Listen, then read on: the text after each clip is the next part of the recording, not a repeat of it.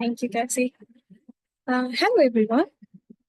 My name is Chinu, and the South Asia liaison for Let's Connect. And I'll be welcoming you all to today's learning clinic, which is about the professional developments clinic, which is part of the second clinic of the series. And the title itself depicts the unlocking potentials, the impact of Wikimedia contributions on professional development. And I welcome you all. Thank you for being here and thanks for managing of your time. Okay. As we see, the recording has already been started. Okay, so let's talk a little bit about our sharers. We have Laurie and Iolanda today as our sharers. Laurie is from the Every Book and its Reader campaign, whereas Iolanda is the National Coordinator of GLAMs for Wikimedia Italia. As you must have seen the recordings in the series one of, the first clinic of this series, where we had our sharers from Wikimedia Serbia. Gorana was our sharer. Also, we had Ingrid, Bobby Shabangu from Wikimedia South Africa. And we also had people from Wikimedia Mexico. And this time we have sharers from these two prestigious platforms. And going ahead, we will be seeing how the learning outcomes of this clinic can be helpful for you, to the participants. So what is this clinic is for? This clinic will provide you the insights how the contribution of Wikimedia projects can significantly impact the professional development opportunities, not only inside the Wikimedia movement, but outside the Wikimedia movement. We will also have the showcase of diverse strategies that is already implemented by Wikimedians and Wikimedia affiliates in leveraging the contributions to create different pathways for both personal and professional growth. We will also understand how the contribution of the projects can be a new opportunity for all of us to grow to a bigger platform. Talking about the Let's Connect culture, as we already know, that is a peer learning program which is operated in a joint community and foundation initiative mode. It is mostly led by the community representative and supported by the Wikimedia Foundation. As we always say, this is a very safe space to learn, to connect, to ask questions to each other. We don't restrict people to make mistakes, or no question here is a silly question. So yeah, please feel free to ask your questions. We also try to make people feel the most comfortable and confident in this platform. And we believe that we always have learned something from anyone, no matter about which region they're coming from, no matter what expertise or experience they have, there is always scope of learning and improvement.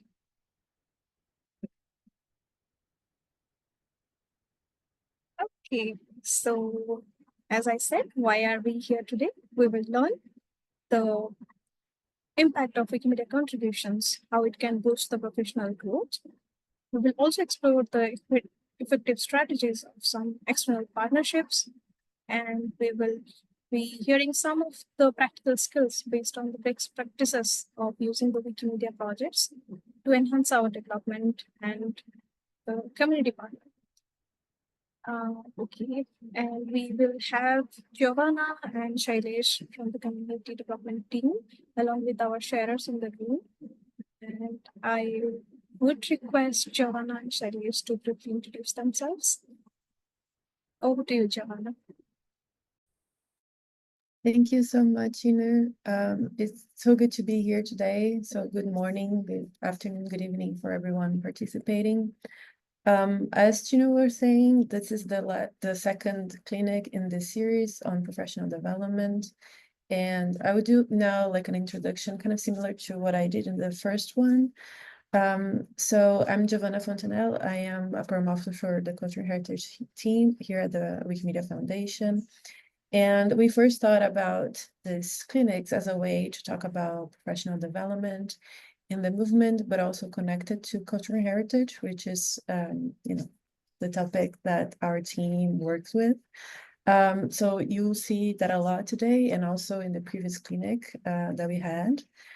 And first of all, I just want to thank the Let's Connect team for agreeing and doing these two clinics with us and engaging it so much. I also want to thank how the first session was organized and conducted.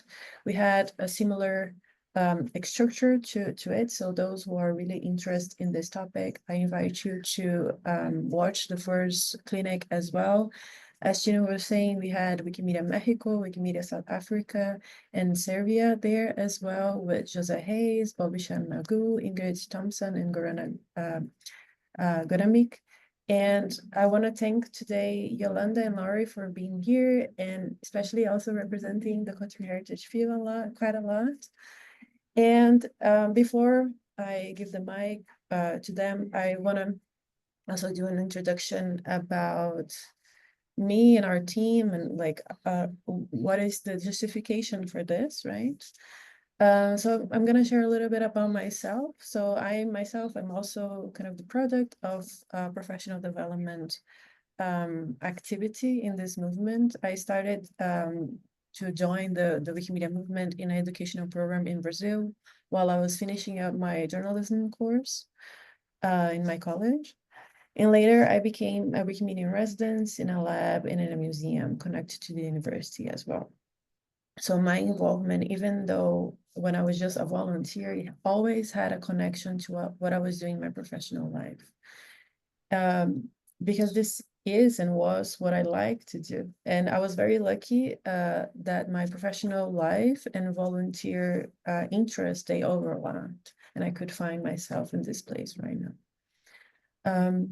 And I was saying before, the justification for this is also cultural heritage, and cultural heritage is in our movement very connected to profession, or overall, not only in our movement, but is very connected to professional development, even in our very volunteer-based Wikimedia movement. It is a movement that is collaborative and volunteer in its core, but it also has a lot of room and potential to serve as a leverage for professional development, especially with young folks and folks who want to innovate in their careers. This is especially true for community organizing spaces in our movement and for those organizing these spaces, including cultural heritage initiatives, which we'll see and discuss a lot today with our speakers. And in order for our movement and content to grow and embrace diversity, our communities need organizing, and that organizing is completely connected to professional development. And for our heritage initiatives, in order to accomplish them and bring their content to the Wikimedia projects, we need people who also have the capacity to interact with libraries and museum professionals in a professional level. So we hope everyone here today will leave with a better understanding of possibilities connected to professional development and with new ideas, tactics, and strategies on how to accomplish that in your own context, and therefore how the movement with its community organizing and growing and diversifying our content, our knowledge. And now I want to share some links actually that I had put here before from the first session, if you want to check it out. And I'm gonna give the mic, I think it's to Gina back again, maybe. Thank you, Joanna, for this wonderful introduction. And there is another member with us who is from the same team, Sailesh. He is not doing so well, so I'll just read his introduction in the chat. So here goes Sailesh, who is a senior program officer with the community development team, and he's excited for this clinic today. And I see some of the participants, those who actually participated in the first clinic of the series too. So yeah, if some part of the clinic is appearing repetitive to us, to you, then yeah, please bear with us, because we do respect the different time zones and we encourage more people to come into the space. That's why we conduct different series. So yeah, please be with us. And okay, now it's time for the icebreaker. Okay, so here is a link in the chat to the Easy Retro board. The first column of the retro board is our icebreaker for today. We will have 5 minutes to participate in it. So participants, you can click on the Easy Retro link, which is in the chat, and add your response to the first column only, which is our icebreaker question. The question is, what are the good examples of professional development in the Wikimedia movement? Or if you want to share one outside the movement, then feel free to share. And participants, those who are seeing the Easy Retro board for the first time or need some familiarity to how to use this, as you can see on your screen, Bukola has shared, there is a plus button below the question. You can click on that and there will be a text box where you can add your responses and save it. Yeah, so feel free to respond to the question either on the Easy Retro board, or somebody, if you are joining from a phone or tablet, like any portable device, you can drop your response in the chat and we will move it to the retro board.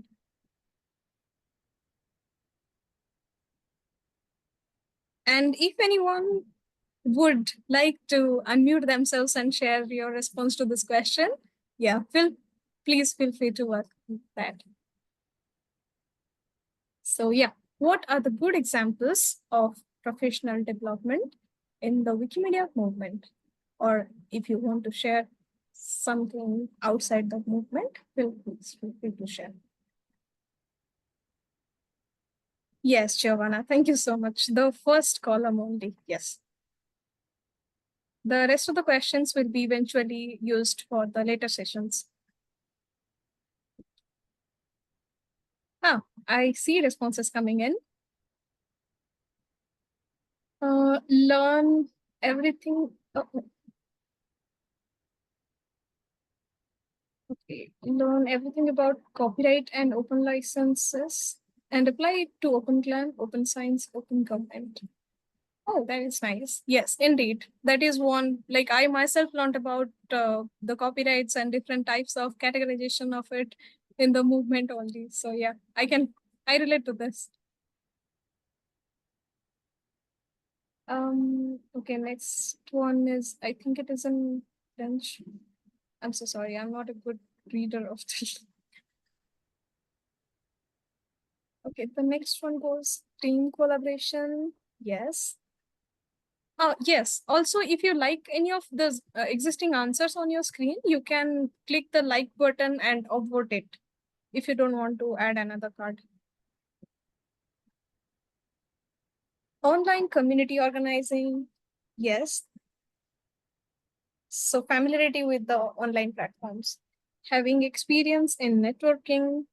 Amazing. Opportunities for skill enhancement, networking, and capacity building. Skill enhancement, networking, capacity. Nice. Do we have anyone in the room who would like to unmute themselves and speak about what are their learnings in the movement so far? Or beyond the Wikimedia spaces also? Yeah.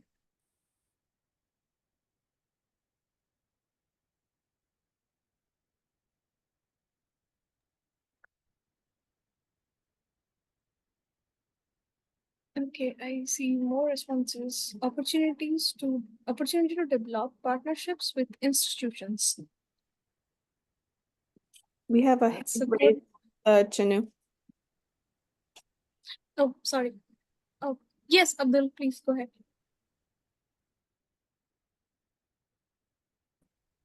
So thank you very much for the opportunity. I'm Abdurrahim Ziblim, and I'm from Ghana, a member of Open Foundation West Africa.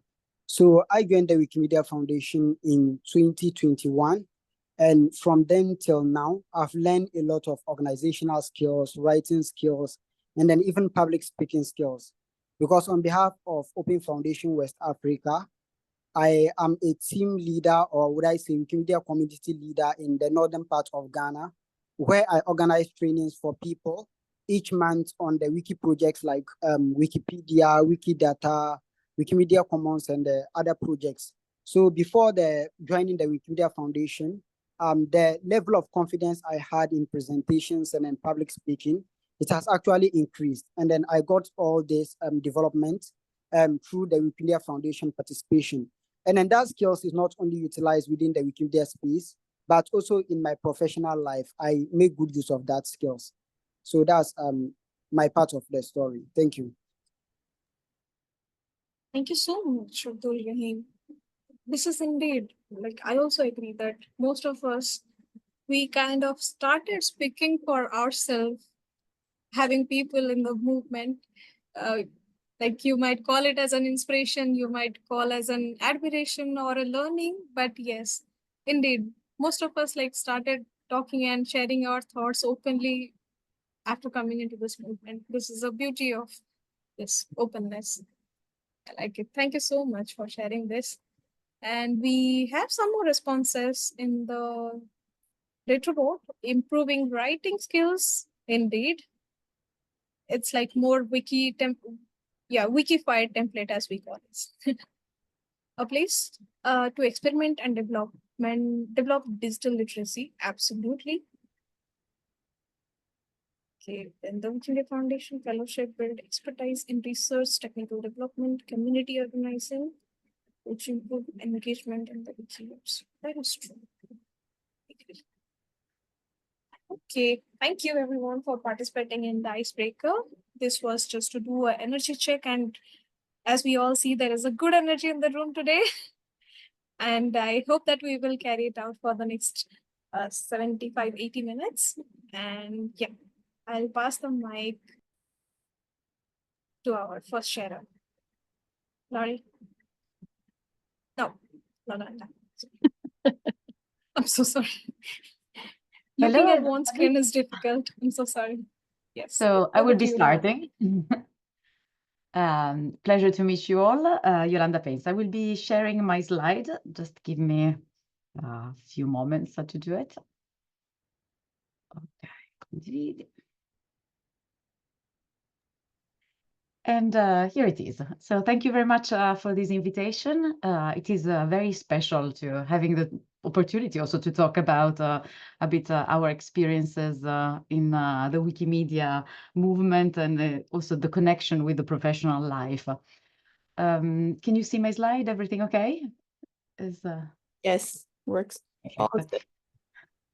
So I'm a researcher and I'm an art critic. This is my professional job. But I'm also an active volunteer of the movement.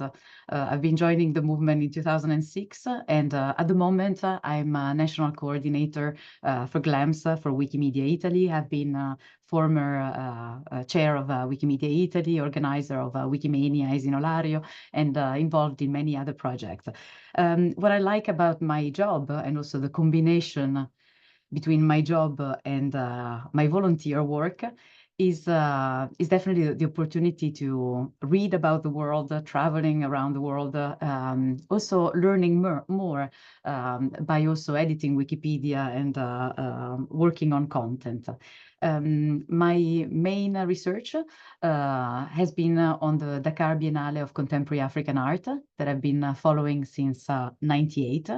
So I've been going to Senegal at the Dakar Biennale for many years and to do interview and research. And since 2003, I've been doing quite a lot of research on public art in Douala in Cameroon. And I've been also working as a consultant in South Africa. I did quite a lot of research around the world by combining some European project and some interview and journalism. But what I wanted to tell you about today was a bit what the two experiences of volunteer work and professional work can bring. I think volunteer work is experimenting and having fun. Maybe it's a bit simplistic, but I think everything we do as volunteer should contain those two components. And also it can contain also the idea of changing perspective. So the capacity of volunteer work of doing something different, testing your abilities, try also new experiences and also encounter also worlds that you don't know yet.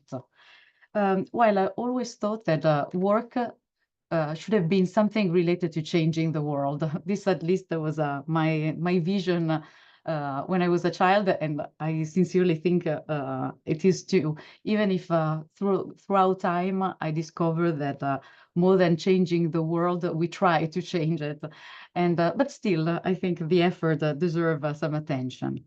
And personally, in this process of changing the world, I've been fascinating coming from this research on contemporary African art. I've been fascinating by post-colonial studies and all those perspectives about how we can rethink about the world. And in particular, I really like the work of Rashida Rain, who is an intellectual, an artist, founder of the journal Third Text, who always says that we need to rewrite history. So this idea that the history we created, and probably also today, considering the historical moment and the situation we live in, so we always need to renegotiate history, and history is something that deserve to be continued to be at the center of an analysis and at a work of rewriting.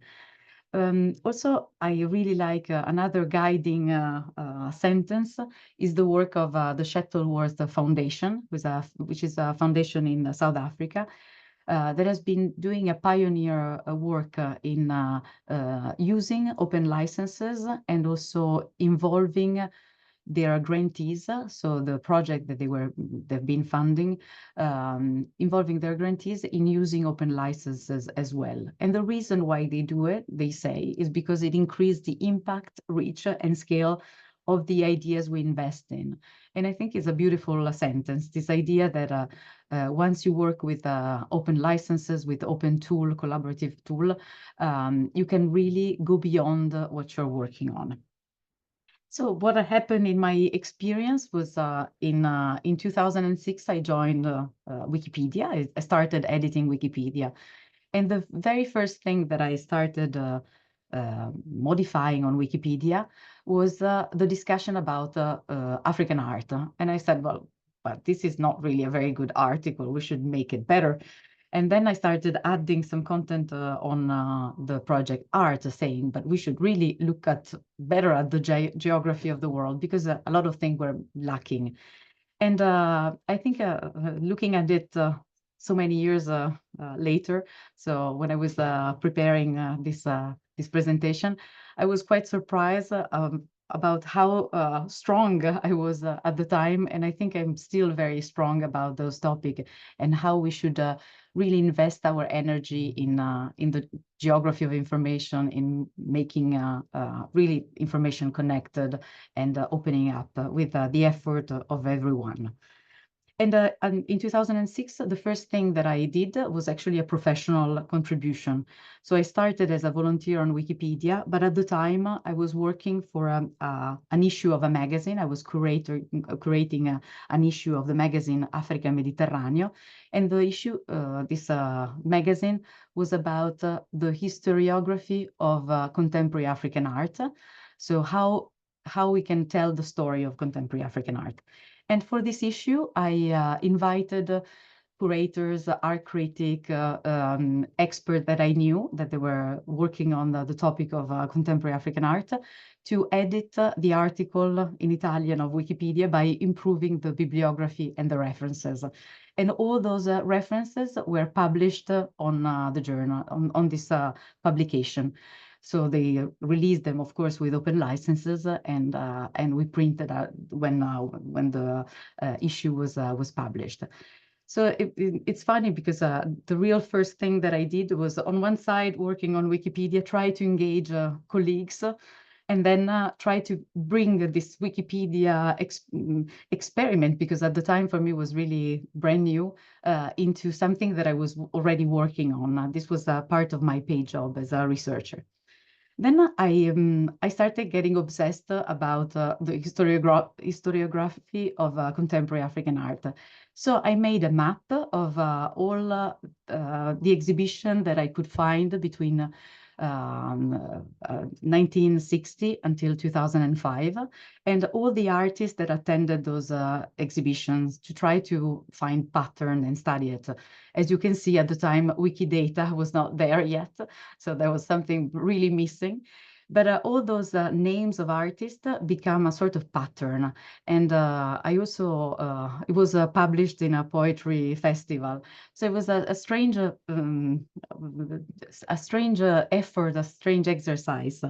I presented it at a conference, and quite incredibly, a gentleman came after me, and he stopped me after the conference, and he said, I'm going to give you $100,000 and you can do whatever you want. So this was an incredible professional offer. So basically, this person was obviously, when I heard this, I thought, yeah, right. So I immediately thought that it was just a joke. But in reality, he was the president of a foundation, and later on, I became the scientific director of this foundation. So Lettera 27 Foundation, or a Moleskine Foundation, that now is known as Moleskine Foundation. So I directed it for 6 years, 7 years almost. And it was all was created, all was born by this strange conference and this presentation. And within the foundation, we had this project called Wiki Africa. And in 2010, I decided that I wanted to stop working with this foundation.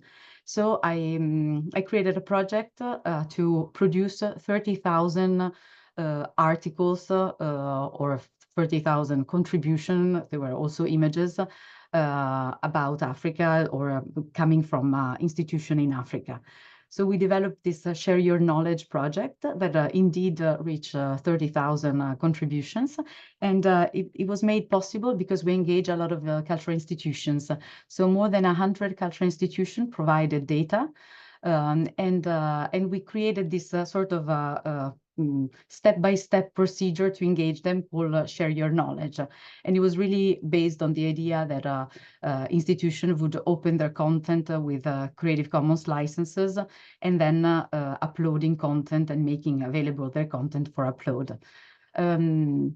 I got really passionate about the collaboration with cultural institutions. And even today, as a volunteer, I've been engaged in Wikilove's monuments in Switzerland, in Italy a lot, also for the legal difficulties that we have. But also I trigger a bit the creation of the project in Cameroon. And I think it's very interesting and amazing how this collaboration with cultural institution can bring to the Wikimedia project, but can also be a platform to allow institutions to really understand open access and the value of it. So in 2022, I also launched this project called Empowering Italian GLAM to invite all Italian institutions to, and in particular museums, so we started with museums, to adopt open access and to collaborate with the Wikimedia project. And we got a quite interesting result. We contacted over 4,000 institutions. We improved the data about them. And at the moment is more than 300, the institutions that have been involved. And we would like to also try this project in other areas to really allow all institutions to join in. So I did this project as a volunteer, but obviously the experience that I did also professionally in the past kind of allowed me to develop it. And the visualization that you see is also another part of what I've been experimenting in the Wikimedia project. So I really like visual tool visualization. You see a map. This is a map that allows you to monitor content from Wikimedia Commons. But I've been developing visualization early on, also in other projects. So for example, this in 2015, we started looking at content related to primary school in South Africa. And we involved a professor, researcher in improving this content, and we monitored how content changed. And I really love how Wikipedia is a huge repository of data and allows you to visualize change. So you can really make an effort and make a project, an initiative, and see how you can actually get a visualization of it. And we also developed other visual tool, as a volunteer related to the school system in Africa to monitor articles of the school system. And now this pilot project has become a research project. It just got funding from the Swiss research grant. Another activity that I've been doing that I loved and has been something amazing of my Wikimedia experience is Wikimedia Esinolario. In 2016, I organized the Wikipedia World Gathering, our conference in Esinolario, so a mountain village of 700 inhabitants. So this is not really common. Normally, Wikimania takes place in large cities and universities and large hotels. So this was a quite unique location, extremely complex. As a volunteer, it took me 4 years to actually organize this project. Also, the connections, even the buildings, they needed safety plans. And the entire project was very, very complex. It engaged an incredible number of people that really joined the idea. And I loved it because it was this idea that Wikipedia is not only something that anyone can edit. Wikipedia is something that anyone, anywhere can edit, can contribute to. I think also moving the center to the periphery or creating an ambiguity between the center and the periphery, this is something extremely meaningful and that the Wikimedia project can allow you to do because you connect also very small places to universal knowledge. So you participate in something that is very large. And Esinolario, so this very small village in the mountain over Lake Como in Italy, has been at the center of a lot of pilot projects that I've been doing. So it was actually the first, the Museum of Esinolario was in the archive that is located there.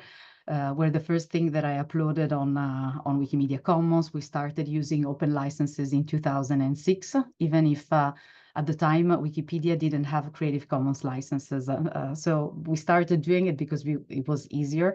We did the mapping, we did activities with children, art. So it was really also, I did it as a volunteer. It's a place that I love, I'm very connected to. It's the village of my father, the original village of my father in over Lake Como. And so to me, it was fantastic to take care of this place also on the Wikimedia project, and then learning a lot of things, learning how to make content accessible. Also, when you have an archive that doesn't have much digital content, even if the museum, the archive and the Eco Museum have very interesting pieces, and I do truly believe that every institution have truly beautiful pieces, but also the complexity of dealing with a small institution. Another activity that I did quite intensively is in the teaching.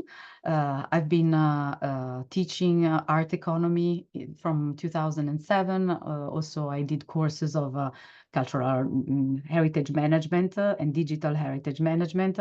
And every time I included an assignment with Wikipedia and the Wikimedia project. And it was very useful for the students also to contact institutions. Sometimes I would provide also personal contact with artists, well-known artists or well-known institution, of course, for notability reasons. But it was very interesting for the students to engage with Wikipedia, but also seeing how the generosity of sharing something was also a nice platform to create a dialogue with partners, with institutions, with other people. And these images that you see in the slide are some still from a beautiful video, I think, that was done by a student that did a bachelor thesis in visual communication. And I proposed him to do a video about how try the edit button. And he did this animation video that you find also on Wikimedia Commons. So using open content, is something that I apply also in my work in university as a researcher. So making sure that whatever content we produce can be interoperable with the Wikimedia project, has the right licenses so that it can be more easily embedded or used or facilitate this connectivity.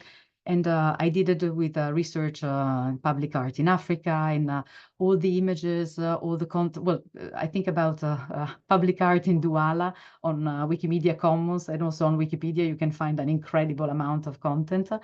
But also I started doing it with interviews for the radio station Usma Radio.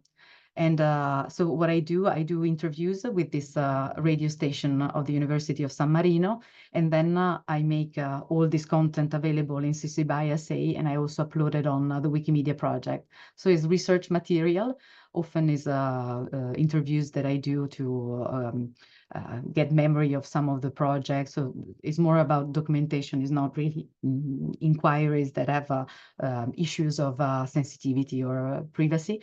And this content that can be shared, I also share it on the Wikimedia project. To finish, this is our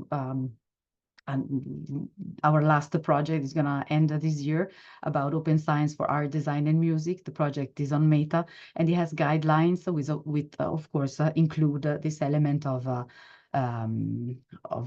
opening up content in university, in research, to make sure that there is a better interoperability with the Wikimedia project. I think, as I was saying, volunteer work to me is fun, experimenting, writing articles. This is not something that I do as a professional, doing, of course, things in my spare time. But furthermore, I think volunteer work is also something that you can do as volunteer, because they will never pay you enough to do it if there was an issue of money. So you can do it because you're a volunteer. For example, the experience, the Wikimania is in Olario. 4 years of my time, I would have never get enough money for something like that. So sometimes it's really a space of experimentation that allows you also to do something new. While I think that in your job, you can really bring the Wikimedia project and Wikipedia. Sometimes they won't be very happy about it, but it's something that you can really add to also to your expertise. So you bring it to your co-workers, your environment, but also it's something that develops obviously personal experience and expertise that you can use and you can apply. And also, in my experience, I used my volunteer time to experiment a new project, and then sometimes those pilot, those experiments became something bigger in my work, so I could develop them as a part of my job. To conclude, I truly believe Wikipedia is a place where you can rewrite history, meaning that we can work on something new, collaborative, a history that is neutral, sourced, open, and made with an historiographical approach. I also think that everything has an edit button, and this is something that the Wikimedia project teach you very well. So sometimes you don't see it immediately, but there is an edit button that allows you to change things and to, improve and correct something that doesn't work. I also think that our passions, vision, and competence can support the Wikimedia project, and at the same time, the Wikimedia project can be a beautiful platform that can encourage our passion, vision, and competence.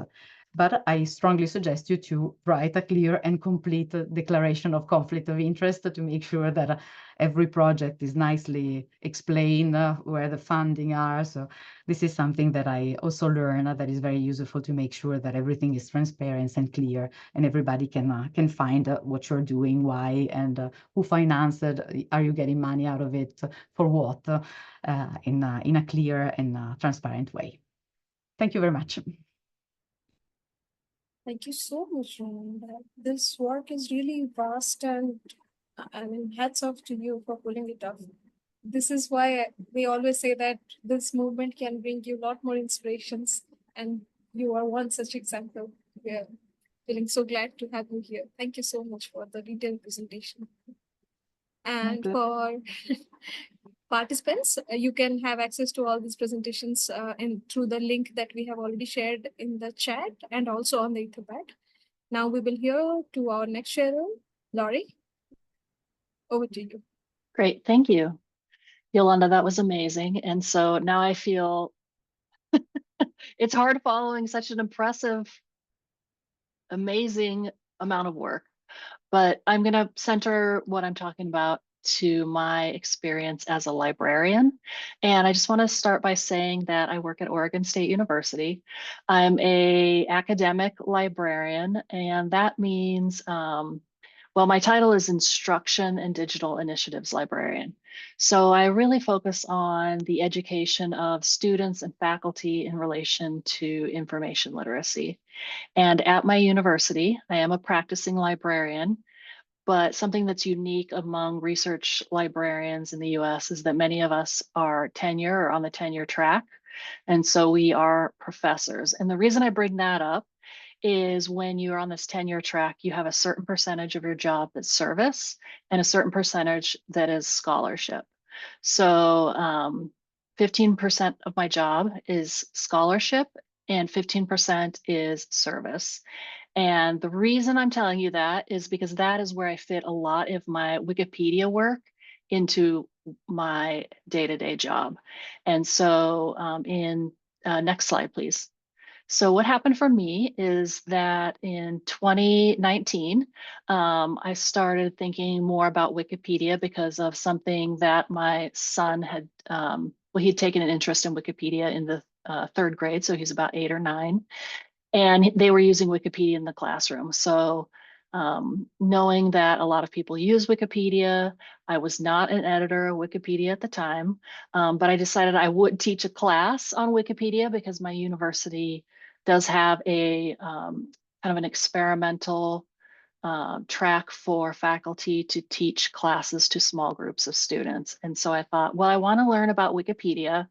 And the best way for me to learn is to teach about Wikipedia. So I pitched an idea to teach a class, a 2-credit class about Wikipedia. And then I had to develop that class.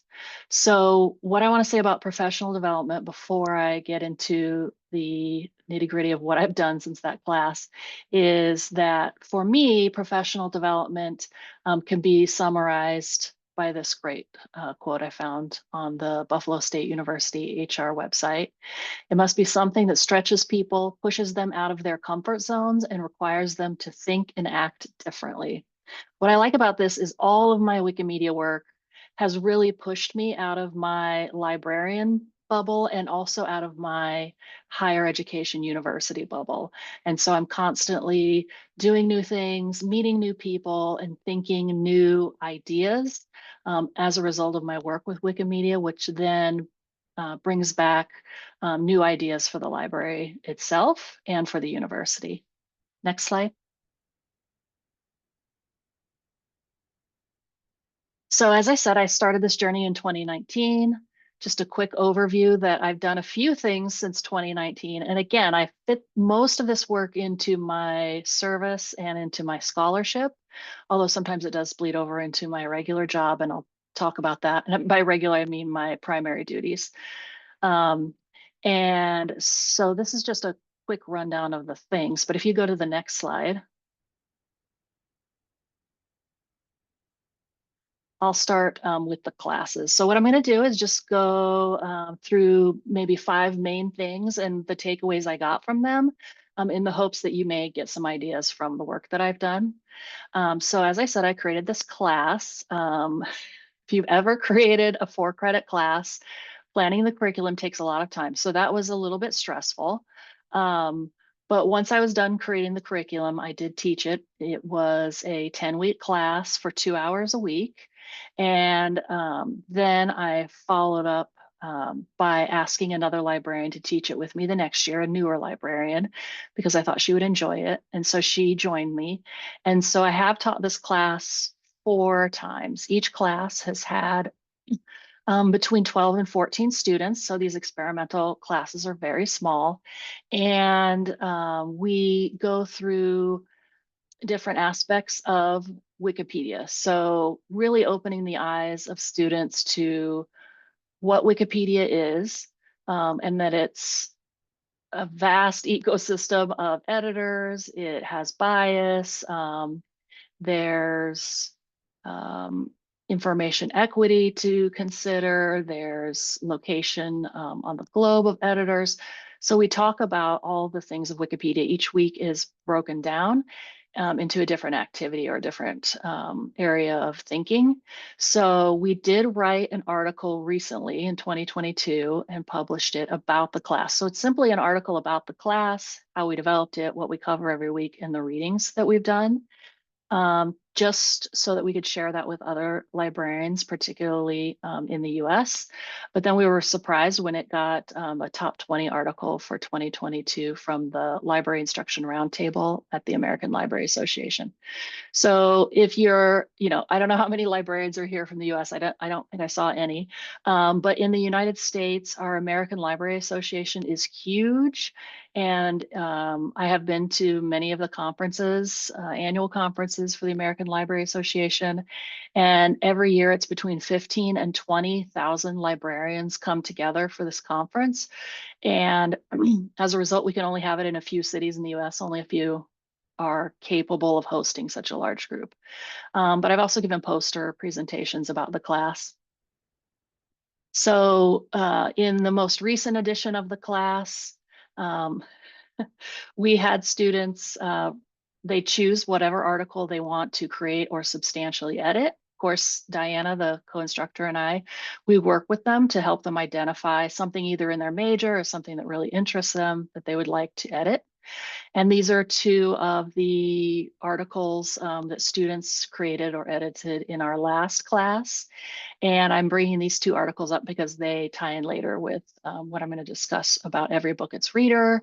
But these two books were of interest to our students. They researched them. The student who wrote about this book is gay. She had actually never read the book. She just knew it was controversial and in the news. And so she wanted to write about it. And then Daisy Jones and the Six is a book that was made into a movie, and the student really loved the book and noticed there was an article about the movie, but not the book.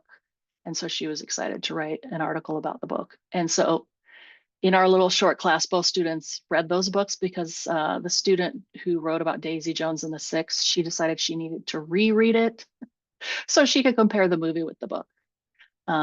Next slide. Another great piece in professional development is the connections you make with other organizations and with people in your community. So one activity we've done for several years is editing Black history of the Pacific Northwest. I'm in Oregon in the US, and people in Oregon and Washington, we refer to our area of the US as the Pacific Northwest. And the Pacific Northwest has a unique history with Black Americans. And so much of it was undocumented in Wikipedia. And we decided we would work on getting more of that information into Wikipedia. So we hosted editathons to that end. As a result, we as a group got an award from the Association of College and Research Libraries in the Pacific Northwest for hosting these editathons. And we've been invited to, as I say in the last bullet point, talk to the National Public Radio channel in Portland. I've been invited to do 2 podcasts about the editathons. So not only do you make more connections, improve your local history, but then also as a librarian, it's important to me that we get out into the community and share the good work that the library does. Next slide. So this was a labor of love. I'd never edited a book, and I noticed there was a gap in the literature about practical applications and what librarians do with Wikipedia and other Wikimedia projects. So my good friend Ray Pun, I asked him if he would edit a book with me. If you're in the US, even if you're outside the US, you may have heard of Ray Pun. He's a pretty amazing librarian who may never sleep, I'm not quite sure. And then I asked a junior faculty librarian in Washington State, Roberto Arteaga, if he would also be interested in editing. And what I learned in editing a book is that I was so lucky to edit a book with two amazing editors. They both made it run more smoothly, but it took so much more planning, more work than I expected. We've given several presentations about how difficult it was to gather the funds and publish an open access book. If anyone's interested, I could tell you why we didn't do it in Wikimedia. We felt it was important to have a book with a publisher that was recognized by academics in the US. And then we had over 60 submissions for chapters, but we decided before choosing chapters that we wanted global representation. And so over half the chapters were submitted by folks in the US. So a lot of folks in the US didn't get the opportunity to publish chapters because we wanted global representation. So, and as a result of that, I've also made a lot of connections, obviously, when you're editing folks' chapters. Next slide. And then COVID in the US meant that we were all, well, we were all inside for over a year and doing our jobs remotely. And I am a strange introvert in that I am an introvert, but I really need, I just needed to be around people after COVID. And I was learning more and more, making more connections, and there had never been a librarian conference. So in a chat with I was in a chat with someone, I can't remember who, and I said we should have a conference. And then Nuria jumped on board, and I knew Rebecca, so I thought it was important to really hone in on where we would have such a conference. And then Encom was appointed from the librarian user group. And so we decided to host a conference and plan it and do it all within a 6-month period, which, thinking back on it, is a little bit bonkers. But it was an amazing conference and an amazing experience. I've never planned a conference. Now I know what goes into planning a conference. And then also, because I had also served on the North American Grants Committee for Wikimedia, it made me more familiar with the grant process. So I knew somewhat how to apply for a grant, but then also I now have a lot more experience because I've written a grant, I've sat on a grants committee, and in the future I do plan on applying for grants for some work we're doing here in the library that are not Wikimedia focused, but it's really opened my eyes to the process for grants. So next slide.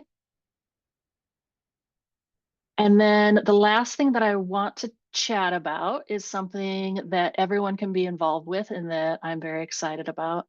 I haven't been able to spend as much time this past year on it as I would like, but again, we're all volunteers and we only have so much time. And what happened for me is I haven't been able to spend as much time with Wikimedia because of AI, and I've kind of within my library been appointed to lead some initiatives regarding artificial intelligence. So I've been spending a lot of time with that work, but myself and a large, well, like 9 librarians, we decided it would be great to begin improving books on Wikipedia and Wikidata. And we then decided the best way to do that might be to have a campaign so folks could just do it and focus on it once a year. And we've now done it twice. And the 3rd year will be coming up in April. So it's the month of April. So it coincides with World Book Day, which is not particularly a big celebration in the US, but it is amazing in other places, including Barcelona. This past year, we had over 12 events around the globe, but Brazil particularly was the most active, and the Brazilian Wikimedian user group and then Brazilian librarians just did some amazing work and had many events and improved and created articles about Brazilian authors and Brazilian books.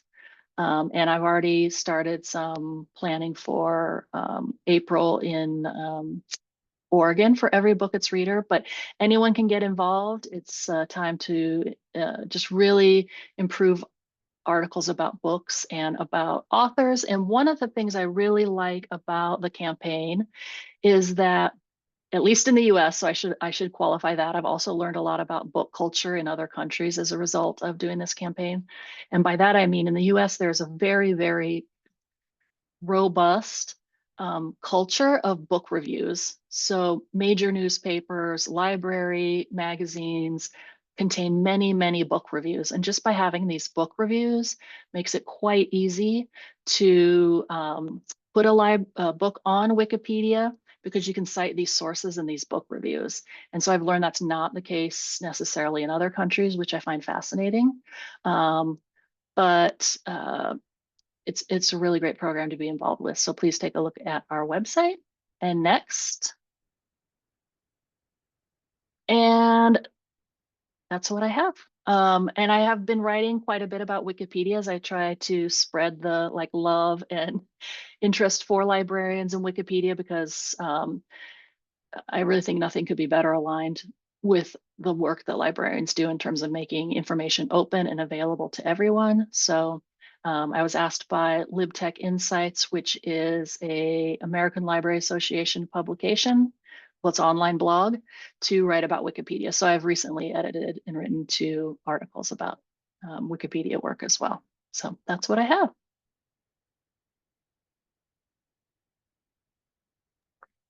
Thank you so much, Laurie. Yeah. This is indeed a great campaign, and the way you have shaped it, I mean, this is amazing. And this is also inspiring for rest of the people, those who are into the book culture. I myself find it very fascinating. I'm a book lover, and I love to read the reviews people when they give it, because it is rare in my region to find that culture. In India, we don't have lot many of the iconic readers. Most of the readers that we have, they either follow the regional books to prefer or some of the thematic books, but having review of books is a amazing things that I see in this project, and I highly admire that. Well, and I Okay. was asked, just quickly, I was asked in the last time we had Every Book Its Reader, some folks were asking about the reviews, and I was encouraging them to contact their local newspapers and point out that some news in other parts of the world do book reviews. And so it's something worth considering, encouraging newspapers or other news outlets to do to promote literacy and reading and books in your country. Laurie, I don't know if you remember this or not, but in April 2023, I was the one for the Wiki Conference India. I put this campaign as a pre-conference activity for all the participants in the region. And I that's right. had emailed you. Yeah, I was the person who emailed you for the references of more resources and subjected to that. So from there, I got to know about the books campaign, and this is really inspiring journey. Great, Thank you for sharing the great work. And now we will open the question and answer section, and I'll pass it on to Giovanna to lead this. Thank you so much, Chinu. And I want to ask everyone in the chat, or even if they want to open their mics and share some questions with our speakers. In the meantime, I do have 2 questions that I prepared, and I think there is one already on the chat. So let me just find, because it was from the part about Iolanda, and we had so many comments here about the presentations and how great they are. So it's hard to get to the question, which was more to the beginning of the presentation. So Maju asked you, Iolanda, for the map, for the initiative with Wikidata, and well, I think there were no Wikidata at the time, so you were doing this mapping in a spreadsheet right at the beginning of your presentation. So Maju wanted to know if that mapping was available online somehow. No, I never published it yet. Actually, it was funny because preparing it, I started looking in my computer where I had it, because we did. Well, I somehow published in a publication just the different exhibition, but it's true that it's something that I'd love to upload on Wikidata. I don't know if it's still meaningful, because obviously it's getting older, but this is something that I might do, and I will add the file in Open Science Framework. So if somebody is interested in the the raw file, it's accessible. Okay, but it's true. No, that map is not available. It was really an experiment in 2005 when I made it. It was a bit complicated to use it on online on the projects. I see Maju has her hand up. Maju? Yeah, thank you, Joanna, and thank you, Yolanda, for sharing what happened with that map with us. I would like also to ask you, with all due respect, of course, if you could share with us your presentation too, because I felt that there was so many information that I would like to review and catch up. I'm also an arts student, a forever arts student, so I felt very happy with your presentation. And of course, thank you, Laurie, too. I think Bukola just shared on the chat the links for Yolanda's slide deck in different languages if you want to check it out. And I also have 2 questions that I prepared. So I will pose them for both Yolanda and Laurie, and then like if each of you can answer them.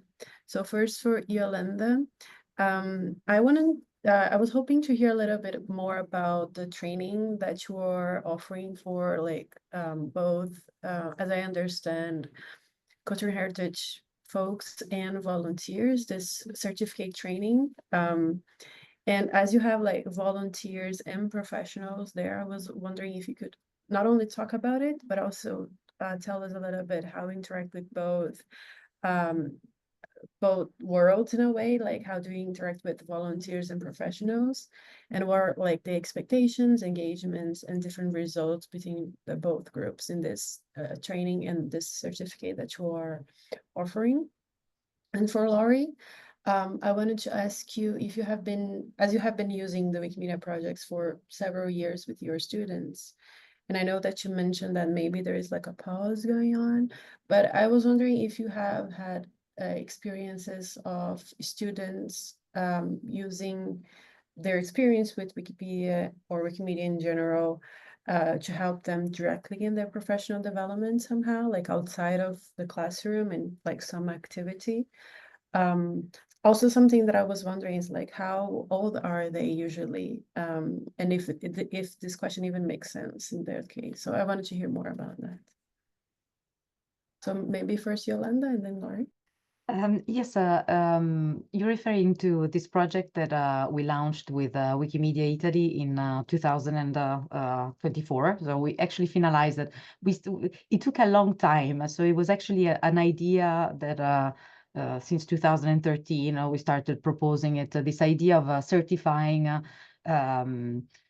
trainers that can present Wikipedia, can support GLAMs, can participate in the activities, and having a formal certification. And we finally achieved it this year with 12 trainees. We actually selected a very easy one because we found we needed to certificate the first group of trainers, and we looked for very good candidates. So we got the best trainer that we had in Italy, and we certified. So it was a bit an easy task, let's say. Of course, then we needed to define all the criteria, the self-assessment, which are the knowledge that people should have, which are important things that we want to make sure that people will say correctly. Also, what kind of experience do you need to have in the past, and also what kind of method can be used to support you in your work as a teacher, because many of our trainers, the real difficulty is that they don't come from being a teacher, but they come from other experiences. So sometimes they really lack some formal training that in university and school is provided, and also how to build an educational project is something that normally they're not accustomed to. So they know very well Wikipedia, the Wikimedia project, but not necessarily how to make sure that also the student will know very well Wikipedia and the Wikimedia project, which is something a bit different. And that needs maybe some support. So we didn't found, some of them are professionals, so they work also with those projects. Some of them are just volunteers, but we didn't treat them differently. So we decided that the standard should be the same. So they should all have the same competences. They should have access to all the training that can support them.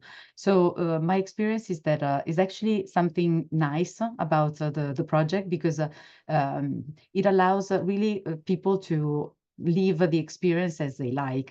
Some of them, they might come from a completely different background, and they just want to share Wikipedia in the classroom of their children, or there are many different reasons. So you want to be able to teach, and you want to share something that you love, and in other cases more professional. But I don't see, I sincerely don't see it as an obstacle. I don't know if in the future will become, in particular if we maybe involve people that don't really belong to the movement, but they are trainers. This is something that exists. We will see. But I think mixing it up, I think is a good approach. Or at the moment, it didn't present any trouble. Thanks so much, Iolanda. And Laurie, do you want me to repeat the question, or are you good? No, that's fine. I was just having problems with my mute button. So as far as students go, we've taught the class 4 times, as I said, and I did go and look at some statistics. Out of the 4 classes, 4 students are still continually editing, which would be roughly a little bit less than 10%, because that would be maybe one student per class. And the purpose of the class is really information literacy. So it's my belief that if students understood better how Wikipedia worked and how information is created and how important the sources are, this would transfer to other websites. So that's one of the primary goals. And students are always just so excited to engage with Wikipedia, which is why I love teaching the class. Students have repeatedly told us that this is not busy work. It's the first time they've written an assignment that was viewed by anyone other than their instructor. And they just get really excited, especially at the end of class, when they're sharing the article they've created with their classmates and what hurdles they overcame to share and to publish that article. So the other piece you had asked about was how have they used it for professional development? And I don't really keep track of, we have 30,000 students on this campus, so they go off and they do other things. But I can tell you that the student who wrote the article chapters for this book is gay. This past term, this past year, she is now in basically a community health program in Chicago. And I was one of the reference letter writers for her. So I was able to include that article in the reference letter. And I know she used it as part of her application to graduate school because it was a good example of how she had worked on community health issues before applying to graduate school. And then in the class, some students have also told us it's the best writing practice they've had. And by that, I mean, in US schools, students often spend a lot of time on argumentative writing rather than explaining basic concepts. So oftentimes for students, it's their first time writing in a structured way to simply explain something and get the facts without an argument. That's amazing to hear. I really like to hear those stories of like the way that people search edit somehow help them later in their life with something else that we were not expecting at first. So it's really good to hear that experience. Thank you so much for sharing that, Laurie, and Iolanda as well. And I guess I don't see other questions in the chat. So maybe we can go ahead to the second interaction with the Easy Retro board. Chino, is that right?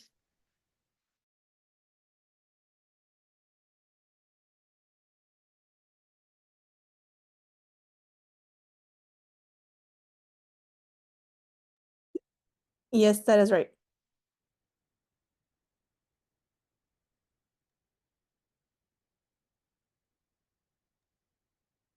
Okay, so the link for the Easy Retro board is again on the chat, if you want to check it out. But we are also seeing here on the screen. And what I want to ask you from everyone here is that you look at the other 3 columns and add cards and also reactions, thumbs ups to like what other people are saying. And I invite also both Laurie and Iolanda to answer this for us, because like your input into that would be very important for us, and you know, a feedback that we also want to hear and what we can do to follow up on this conversation about professional development further than these 2 clinics that we have organized now. So the first question is, what professional development means to you? The second one is, what could we improve to ensure we properly address professional development in the movement? And what type of recognition, such as badges, certificates, etc., would best work for you and your context regarding professional development and growth, right?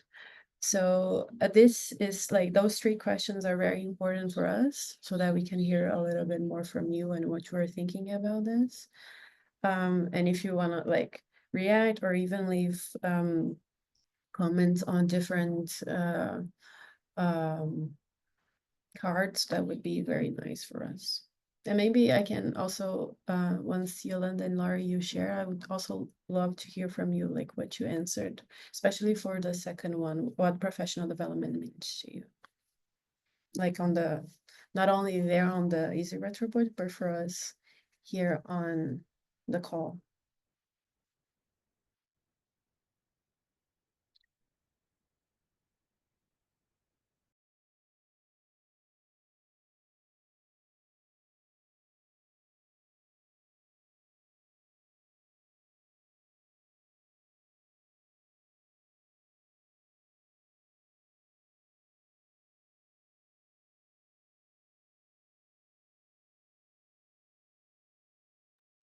Just as a reminder, you can add the answers in your own language as well here, right?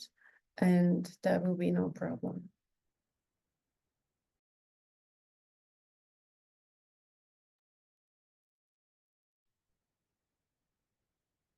Giovanna, do you want me to answer? I understand correctly. Because Yeah. I wrote time. Because my experience is that personal development is really being exposed to things that are interesting, also a combination of new hints, possibility. And that's why I love also Wikimedia. It is an incredible platform, not just on a topic, but really wide. So you can really cross by chance a lot of interesting things. And at the same time is really the availability or that possibility to devote some of your time to enjoy it, but also to think about how you're going to apply it. So to me, having the time and being exposed, I think are the 2 combination of the, because not necessarily it is a course or a formal experience to be the real significant one, or the one that we remember in our career, in our life.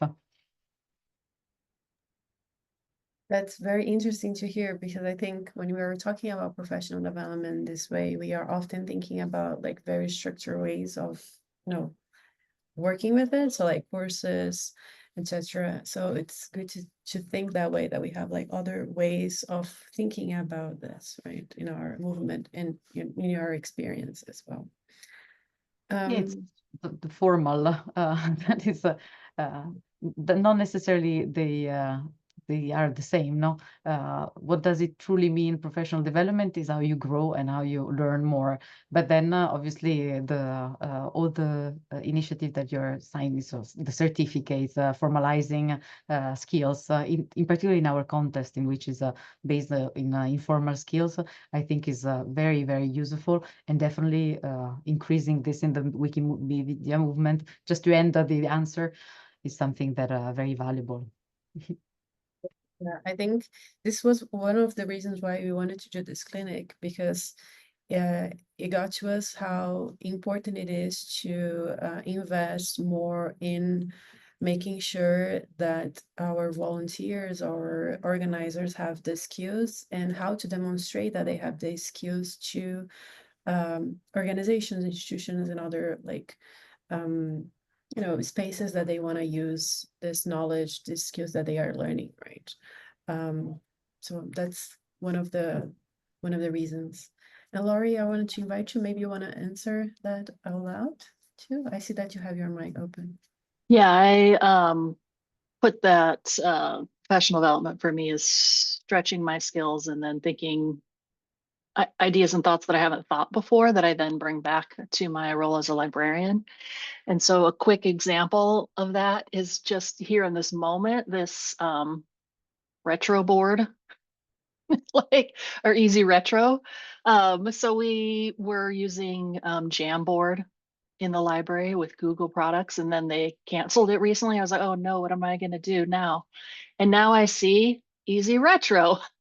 So just engaging with an organization outside of libraries often brings just simple but very useful ideas to my own growth, and that I then share with other librarians.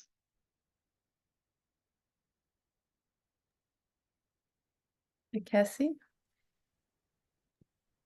Thank you, Giovanna.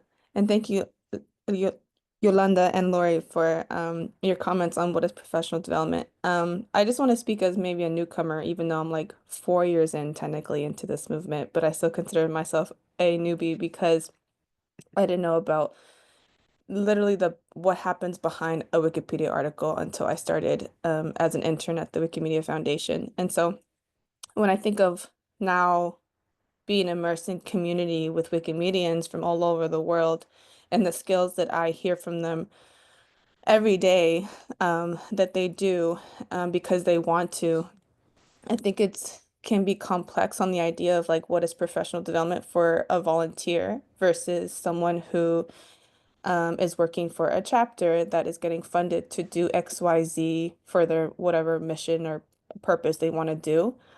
But I do think that it would be helpful in another space too to learn on how to write what it is, write down in your resume or how to articulate what it is that you've learned from the Wikimedia movement to say that I know how to do online organizing on a global scale. I know how to use Zoom and have technical expertise in running online Zoom meetings. And I know how to host meetings in multi-language and like it's multi-language, multi-linguistic, it's multicultural.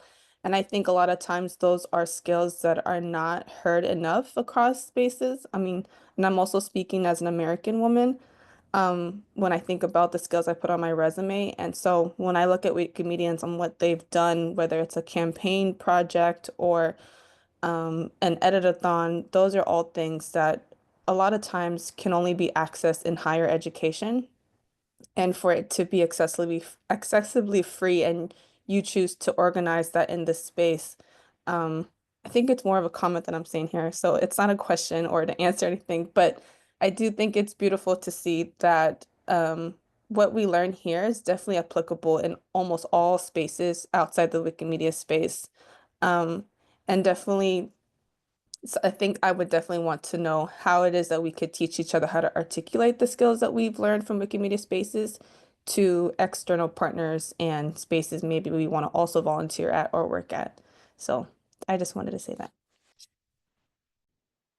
Yes, I just want to say that I loved your comment, and I kind of already want to add that as a column in our Easy Retro board. I wish that we had added this column in the first clinic because I think it would be nice to have like to learn from what other people think about that as well, examples of what the Wikimedia movement made them learn.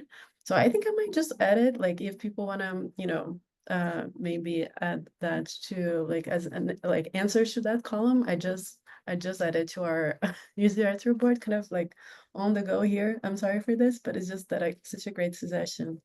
And I just want to say that what I'm hearing from you guys is that like anything can be professional development if you look at it in like with the correct lenses, right? We are having in our department in the foundation this soon, in a few weeks, maybe, hopefully, this thing that we are calling Inspiration Week. And when we were organizing it and thinking about how it could be, we were talking about how, like, for example, meditation could be a form of inspiration, and that could help you in your day-to-day work. So it's not it's not exactly professional development, but it can help you in your professional career, in your professional path, in like giving you like other skills and ways to do your work, right? So I think that's what I'm hearing also from this clinic, to kind of think outside the box a little bit, right? So I just want to ask people to now maybe keep this link if you want to add more information, more kind of answers to, like, especially the fourth question, what type of recognition would best work for you in your context, and our newly added column with what you learned from being part of the Wikimedia movement. Yeah, thank you so much. I already see an answer there. And I think we might be kind of reaching kind of the end of our session. So maybe I want to pass it to Chinu to share a little bit kind of more information now at the end. Is that it? Thank you, Giovanna, for leading the session. And I'll ask Bukola, are you ready for the closing?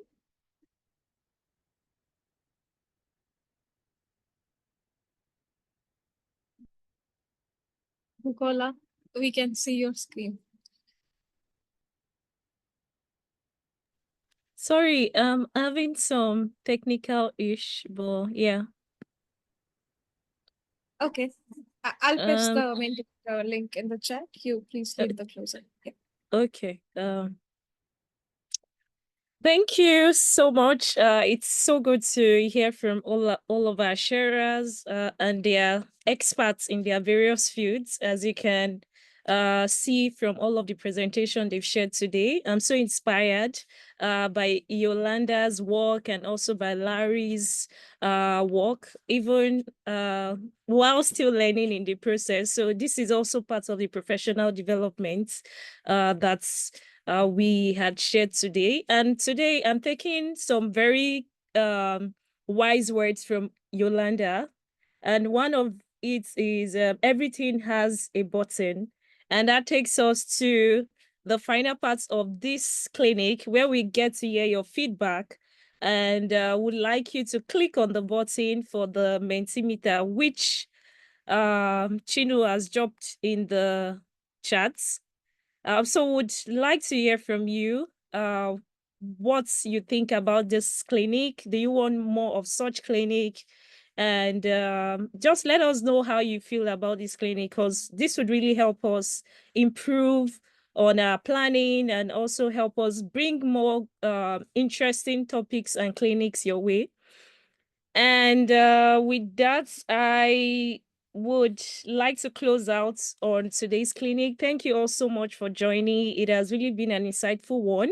And also using this opportunity to remind you about all of our interesting clinics that are forthcoming. And we always do well to share them on the various platforms, communication channels that we have. And we are always actively amplifying all of these clinics so that you get access to all of the interesting programs that we share as part of the Let's Connect. So with this, I want to say thank you all for joining, and do have a great rest of your day, evening, night, morning, afternoon. Yeah, wherever you are. It's been a great clinic. And please, before you jump off, we're having just 2 more minutes. Please do well to complete the Mentimeter link, because that's the only way we can actually know that, yes, you did had a great time on this clinic. So thank you all so much. And thank you, Laurie. And this is where Thank you get to you. unmute your mic and even turn on your camera if you can. Remember, everything has a button, so you just need to click on it. Yeah, so this is where you get to say all of the good things. Let's hear from you. And do also appreciate our sharers. They are experts in their fields.